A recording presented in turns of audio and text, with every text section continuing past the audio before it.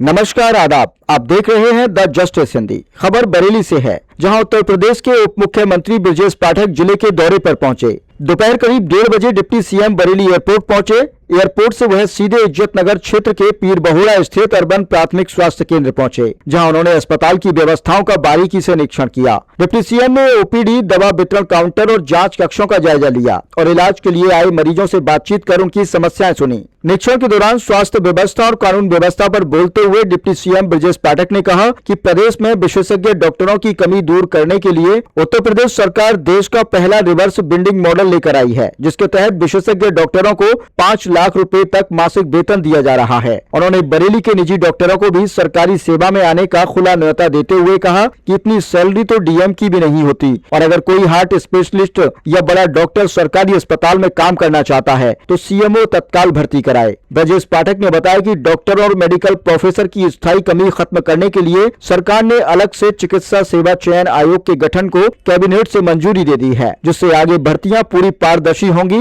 वहीं समाजवादी पार्टी पर निशाना साधते हुए उन्होंने कहा कि जब जब सपा सत्ता में रही, प्रदेश में गुंडागर्दी और अराजकता हावी रही। बरेली का जिक्र करते हुए उन्होंने कहा कि उस दौर में सरेआम हत्याएं होती थीं, मकानों और दुकानों पर कब्जे किए जाते थे। डिप्टी सीएम ने दावा किया कि आज उत्तर प्रदेश कानून व्यवस्था और इंफ्रास्ट्रक्चर में देश के शीर्ष राज्यों में है और निवेश के लिहाज से सबसे सुरक्षित डेस्टिनेशन भी बन चुका है। स्वास्थ्य केंद्र के बाद डिप्टी सीएम का काफिला पीलीभीत बाईपास रोड स्थित शक्ति नगर कॉलोनी पहुंचा। यहां उनके साथ भूपेंद्र सिंह चौधरी भी मौजूद थे। यहां उन्होंने दिवंगत फरीदपुर विधायक प्रोफेसर श्याम बिहारी लाल के आवास पर जाकर उनके परिजनों से मुलाकात की। दोनों नेताओं ने शोक संतप्त परिवार को ढांढस बंधाया और कहा कि प्रोफेसर श्याम बिहारी लाल सादगी और जनसेवा के प्रतीक थे। उनके निधन से न सिर्फ परिवार बल्कि पूरे क्षेत्र को अपूर्णीय क्षति हुई है। इस दौरान उन्होंने दिवंगत विधायक के चित्र पर पुष्प अर्पित कर श्रद्धांजलि दी और कुछ समय तक परिवार के साथ बैठकर उनकी स्मृतियों को साझा किया। साथ ही इस कठिन घड़ी में हर संभव सहयोग का भरोसा दिलाया। डिप्टी सीएम के दौरे को लेकर जिला प्रशासन पूरी तरह सतर्क रहा।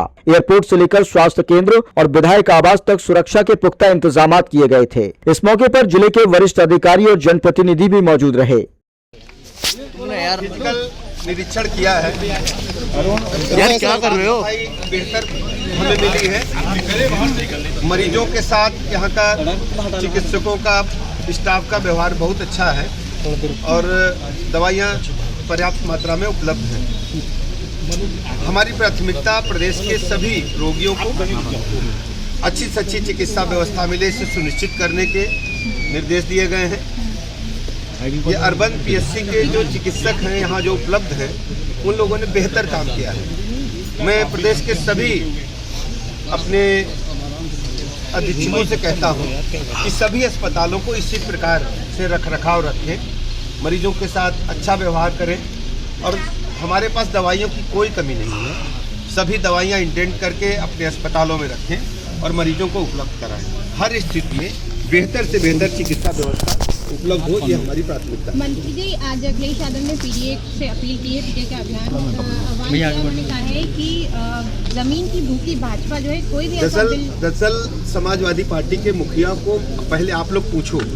आप चर्चा तो सबकी करते हो, लेकिन पार्टी तो एक खानदान की है, पार्टी तो समाजवादी पार्टी के एक परिवार की है।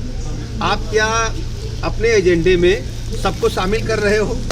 उनका इरादा सिर्फ प्रदेश को लूटने का है। सत्ता आए कैसे भी प्रदेश में किस तरीके से सरकारी संसाधनों की लूट हो, गुंडे बदमाश माफिया लुच्चे लफंगे सत्ता के संरक्षण में पले, ये समाजवादी पार्टी की चाहत है। वो प्रदेश के लोग कभी भी उन्हें स्वीकार नहीं करेंगे। जब जब सपा सत्ता में रही है तब तब प्रदेश में गुंडे बदमाशों का राज रहा है, उनका बोलबाला रहा है। आज प्रदेश इंफ्रास्ट्रक्चर से के लाइन ऑर्डर तक के नंबर 1 पर है। निवेश के लिए बेहतर डेस्टिनेशन बना है। सड़क, पानी, बिजली, स्कूल, अस्पताल, जो मूलभूत आवश्यकताएं हैं, हर क्षेत्र में जनता का भरोसा भारतीय जनता पार्टी की सरकार ने जीता है। माननीय प्रधानमंत्री नरेंद्र मोदी जी की गरीब कल्याण योजनाओं ने जन जन का भरोसा जीता है। 25 करोड़ लोग देश के गरीबी की रेखा से ऊपर आए हैं और आज भी कोरोना महामारी के काल से लेकर अब तक देश के 80 करोड़ लोगों को निःशुल्क राशन मिल रहा है।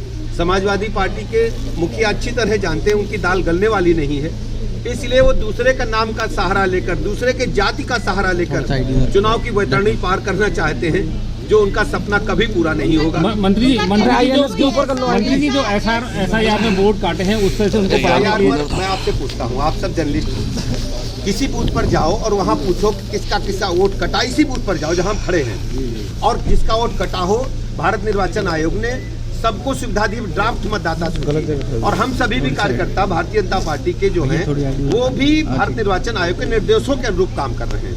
कहीं कोई गड़बड़ी नहीं है। उनको पता है बिहार की तरह जैसे आरजेडी के जंगल राज को बिहार की जनता ने नकार दिया, ऐसे ही सपा के गुंडा राज को उत्तर प्रदेश जनता 27 में नकार देगी। इस वजह से संभावित हार को देख करके अपनी फेस सेविंग के लिए अभी से वो बयानबाजी प्रारंभ। लेकिन अखिलेश यादव कह रहे हैं कि SIR का मतलब नागरिकता खत्म करना। आपके सारे अधिकार छीन लेंगे। देखिए, वो इस प्रकार की बयानबाजी को उनसे पूछो। ये जो समाजवादी पार्टी के गुंडे खुलेआम बरेली में हत्याएं करते थे, खुलेआम प्लाट मकान दुकान कब्जा करते थे, नारा लगाते थे, समाजवादी पार्टी का नारा है खाली प्लाट हमारा है। उनके पास दूसरा कोई एजेंडा है गुंडे माफिया छोड़ करके, दंगे छोड़ करके?